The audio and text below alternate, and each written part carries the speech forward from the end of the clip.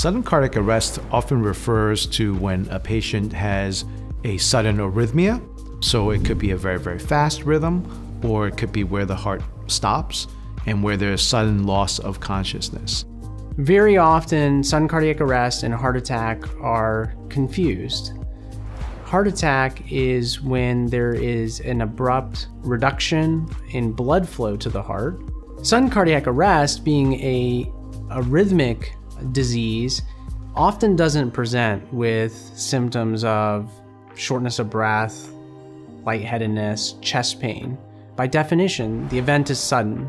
So an individual may be having a normal conversation, participating in normal activities, and all of a sudden has loss of consciousness. The risk factors for sudden cardiac arrest are in several categories.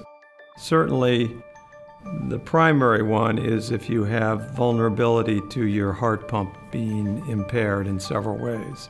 It can be too weak, it can be too thick, and sometimes because of that muscular abnormality of the heart, it becomes vulnerable to these dangerous erratic heartbeats.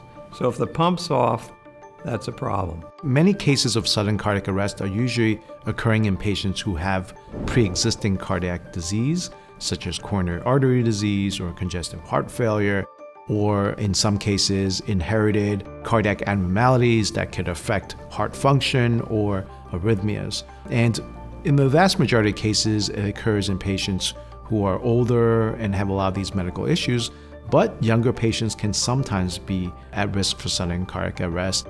I would say two categories for symptoms of sudden cardiac death: rapid palpitations, and two would be near passing out, weakness, or total unresponsiveness. Once a cardiac arrest has begun, this is a medical emergency. The patient should be resuscitated, and that should be with cardiac compressions and respiration. But to correct the cardiac arrest, an electric shock needs to be delivered to the heart. This can be delivered by ambulance personnel, but also can be delivered using automatic external defibrillators, which are available in many public spaces. Then the onus is on us after that event has occurred and the patient's recovered to prevent that from happening again. And if an arrhythmia were to happen again, to be able to have a device that basically serves as a immediate defibrillator internally so that it will get the patient, out of the arrhythmia quickly.